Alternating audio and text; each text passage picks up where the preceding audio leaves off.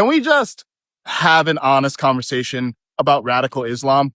In the last 6 months, we've seen 2 men throw homemade bombs at anti-Islam protesters outside Zohran Mamdani's mayoral mansion in New York City, inspired by ISIS. A man wearing a Property of Allah t-shirt killed 2 people in Austin. A father and son killed 15 people at a Hanukkah celebration at Bondi Beach, also inspired by ISIS. He started 2025 with a guy in a pickup truck in New Orleans driving into a crowd and killing 14 people. Now, before we proceed, let's talk about what's not productive. It was not productive for the right-wing anti-Islam protesters outside Mamdani's mansion to bring a cooked pig to their protest during Ramadan. I mean, are they trying to persuade or provoke?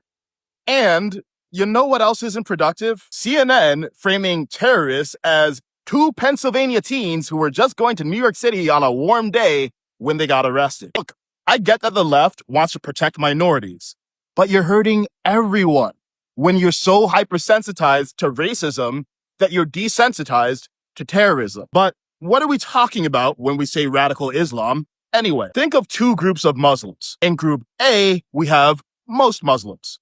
They respect separation of church and state, and they want to follow their faith privately and peacefully. That's the vast majority of the 4 million Muslims in America. Then we have Group B, the radicals, jihadists, and Islamists. They want a religious state. These are people like ISIS, Hamas, or the Islamic Republic, which controls Iran. But now we have 2 problems. First is that the left, in an attempt to defend A, downplays B. They're so concerned with racists on the right that they're blind to terrorists using the left like a Trojan horse. They're not seeing that Western colleges have been so contaminated by Islamist ideas that UAE, a Muslim country, stopped funding scholarships to study in Britain.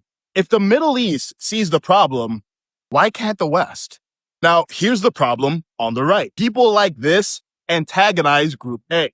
Tell me, what's useful about bringing a goat to a protest and calling it Zohran Mamdani's second wife? People like this should be rejected by both sides. Because here's the thing.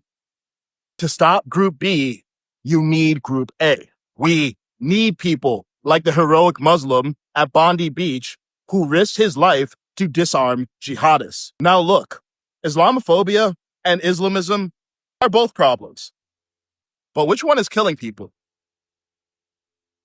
If you want to support my work of creating honest conversations, become a paid subscriber on Substack. I also have an essay on this topic that you can read for free.